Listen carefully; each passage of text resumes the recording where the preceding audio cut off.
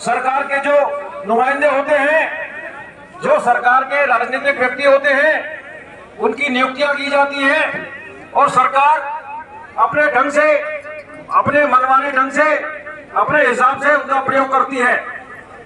आज इस घटना के बाद जिस तरह से मानव अधिकार आयोग बिल्कुल शांत बैठा हुआ है, उससे हम ये सोचने पर भी विवश हो रहे हैं कि कहीं हमें मानव अधिकार आयोग के खिलाफ भी कुछ अधिवक्ता एकता, अधिवक्ता एकता, अधिवक्ता एकता,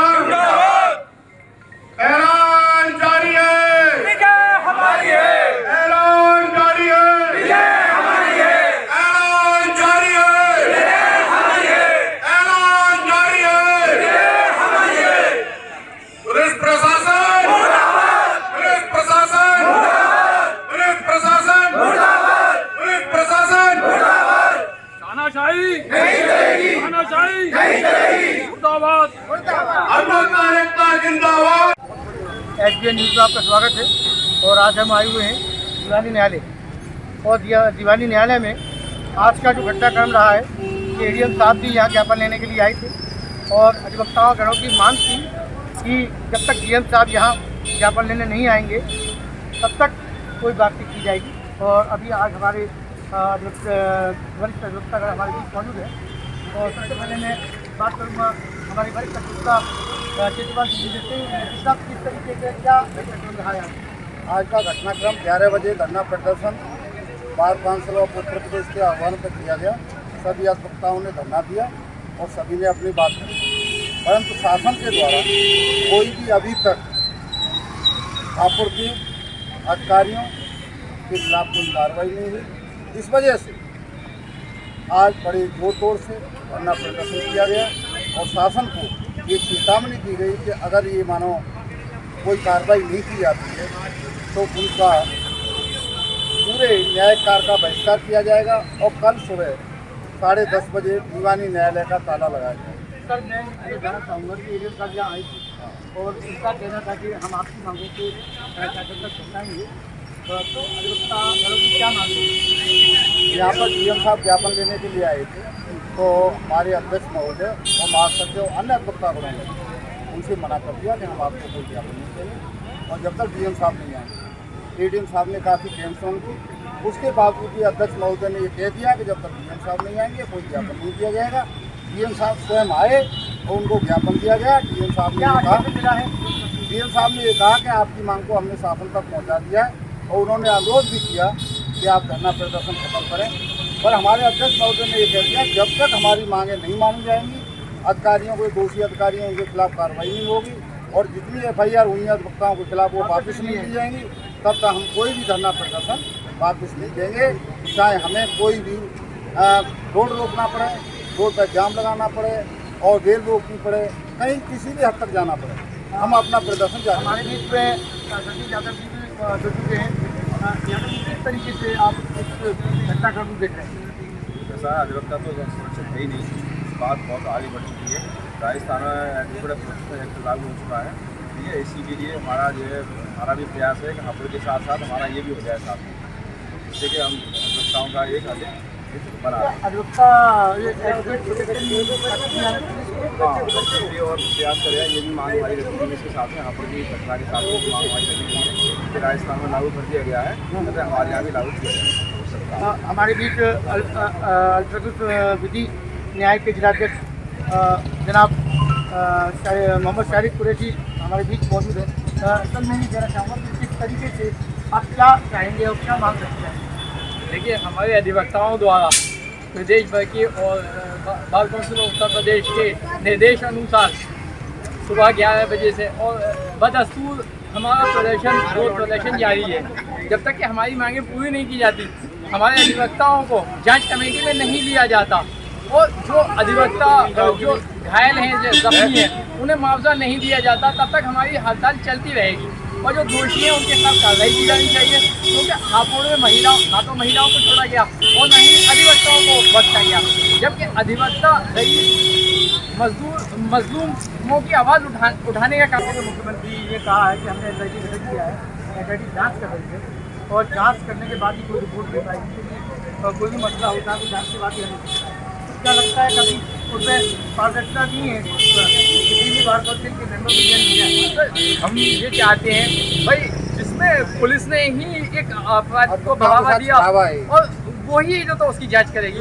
हम लोगों को वो दिया जाना चाहिए मौका, अधिवक्ताओं को भी उसमें शामिल किया जाना चाहिए जांच कमेटी में और जुडिशरी को भी शामिल किया जाना चाहिए, तभी न्याय संभव हो सकता है, तभी सही जांच निकल के आएगी। आज भी आपने डीएम साहब से क्या अनुरोध किया? डीएम साहब से हमारा यही अनुरोध था कि हमारी डीएम साहब ने हमसे ये कहा कि आप जो आपका प्रदर्शन है उसे रोक दीजिए, खत्म कर दीजिए, हम अपनी सारी मांगों को मानते। हमने ये कहा कि जब तक कि हमारी जो मांगे हैं, जब तक हमारे अधिवक्ताओं को मुआवजा नहीं मिल जाता, दोषियों को सज़ा नहीं मिल जाती, उनके खिलाफ कार्रवाई नहीं होती, उनको बर्खास्त नहीं किया जाता और हमारे जुडिशरी को और बार काउंसिल उत्तर प्रदेश के सदस्य और अध्यक्ष को शामिल नहीं किया जाता जांच कमेटी में, तब तक हमारी हड़ताल जारी रहेगी बदस्तूर। तो आपका आज का जो धरना प्रदर्शन था उसके बाद कल तक क्या कल भी बदस्तूर धरना प्रदर्शन जारी रहेगा। 6 तारीख तक के लिए तो बार काउंसिल उत्तर प्रदेश का प्रस्ताव है 6 तारीख तक। इस बीच में कोई बार काउंसिल उत्तर प्रदेश से कोई आता है और कोई शामिल मान ली जाती है मांगे, तो ये उसके ऊपर अभी तक कोई नतीजा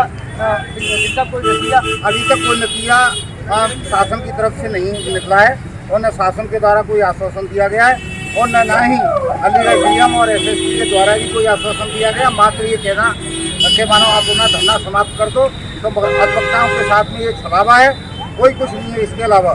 जब तक हमारी पूर्ण रूप से मांग पूरी नहीं हो जाती, जब तक हम कंटिन्यू हड़ताल पर बने रहेंगे और कल से और संगठन बहुत ही उग्र रूप धारण करेंगे। और हमारा कल का ये प्रस्ताव रहा है कि कल हम गेट का ताला बंद करेंगे और हाँ, दिवाली का ताला बंद करेंगे। आज किस तरीके से आपका क्या आंदोलन का रूप रेखा रही, कुछ बताएंगे? मैं पहले अपना नाम बता दूं, जी दिनेश सर। कुमार शर्मा, महासचिव डी अलीगढ़ बार एसोसिएशन। जी रूपरेखा अध्यक्ष जी बता चुके। जी हमने रैली निकाली, पुतला फूका, भैया धरने पे बैठे सुबह से और धरना बड़ा शांतिपूर्ण रहा है। जैसा कि मैं बार काउंसिल ने हमें जैसा निर्देश जारी किया था उस हिसाब से हमने किया। ये कब तक रहेगा सर? ये मैं बता रहा हूँ आपको, बार काउंसिल ने अभी तक हमें शांतिपूर्ण धरने के लिए कहा है।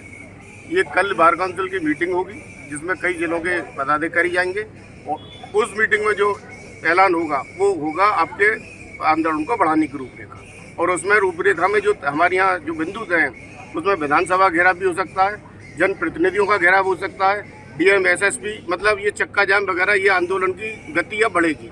एक तरह से ये अभी बड़े छोटे रूप में चल रहा था शांतिपूर्ण, क्योंकि सरकार सुन नहीं रही है और जब कोई सुनता नहीं है तो अपनी आवाज़ सुनाने के लिए कुछ ऐसा करना पड़ता है कि उनके कानों के पर्दे फटें और वो हमें सुनने के लिए मजबूर हो जाए। इसीलिए ये आंदोलन अब तक शांतिपूर्ण था। कल की रणनीति के बाद इस आंदोलन की रूपरेखा बदलेगी, उग्र होगा और विधानसभा भी घेरेंगे हम। बल्कि साहब, मैं एक खास सवाल पूछना चाहूँगा कि बगैर पुलिस के और बगैर अधिवक्ता के तो किसी पीड़ित को न्याय मिल ही नहीं सकता, क्योंकि वो कस्टडी लेंगे, आप यहाँ वो जुडिशरी में आएगा। तो ये टकराव कहाँ तक देख रहे हैं आप? देखिए, टकराव की तो हमें नहीं मालूम, लेकिन एक बात आपने जो कही है, यदि डॉक्टर ही बीमार हो जाए तो अपना इलाज कर लेगा? नहीं। आज की तारीख में हम पीड़ित हैं जी, हम पीड़ित हैं, हम पिटे हैं, हम हॉस्पिटल में एडमिट हैं और रिपोर्ट हमारे खिलाफ है। हापुड़ में ये बिल्कुल अन्याय की जो पराकाष्ठा होती है प्रशासन ने वो करी है। देखिए, 25 से 30 वकील करीब गंभीर रूप से घायल हॉस्पिटल में एडमिट रहे, बुरी तरह से न मारा पीटा, उन्हीं के खिलाफ एफआईआर। आप खुद भी समझदार है, इतना तो जानते हैं कि पीड़ित के खिलाफ एफआईआर, ये कहाँ का न्याय है? ये टोटल अन्याय है और इसी के खिलाफ हम आवाज उठा रहे हैं कि भाई हमें न्याय दीजिए आप। अध्यक्ष जी, आज किस तरीके की कार्रवाई आज वकीलों की तरफ से यहाँ अमल में लाई गई है दीवानी परिसर में?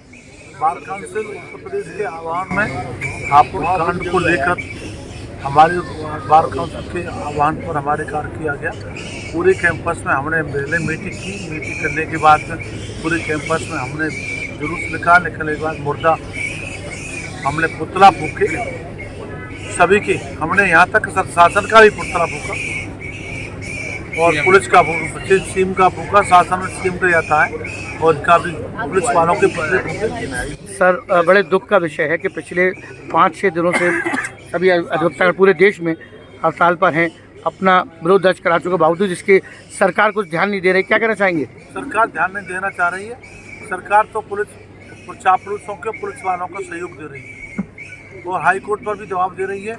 हमारे माननीय उच्च न्यायालय ने भी कहा है कल से वकील काम करें। तो ये भी बड़ा शर्मनाक बात है कि नहीं कहना चाहिए कि हमारा सहयोग करना चाहिए, लेकिन हमारी न्यायपालिका, हमारे जज साहब हमारे साथ पूरे से साथ दे रहे हैं। सर आज से तालाबंदी का भी एक आपने ऐलान जारी किया था। आज तालाबंदी है, हमने किसी को कुछ नहीं दिया। आज हम बैठे हैं गेट पर, किसी गाड़ी नहीं जाने दी हमने जी। किसी को नहीं अब्दुल जी, ये हड़ताल कब तक जारी रहेगी? कब तक जारी रहेगी? कल और रहेगी या बार काउंसिल का आह्वान है। सर एक और ख़ास सवाल कि जिस तरीके से आप देख रहे हैं एसआईटी का गठन हो चुका है, एसआईटी में उनके अपने अधिकारीगण हैं, और आप क्या चाहते हैं किस तरीके से इस जो आंदोलन को अगर इसमें कोई समझौता होता है तो किस आधार पर हो सकता है, क्या रास्ता है? समझौता के आधार पर उनको बर्खास्त किया जाए।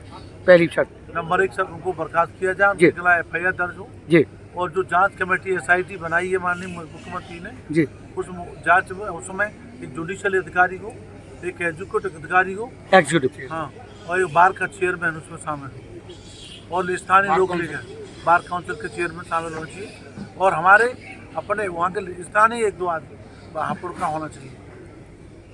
उसके बाद कोई कार्रवाई की जाए।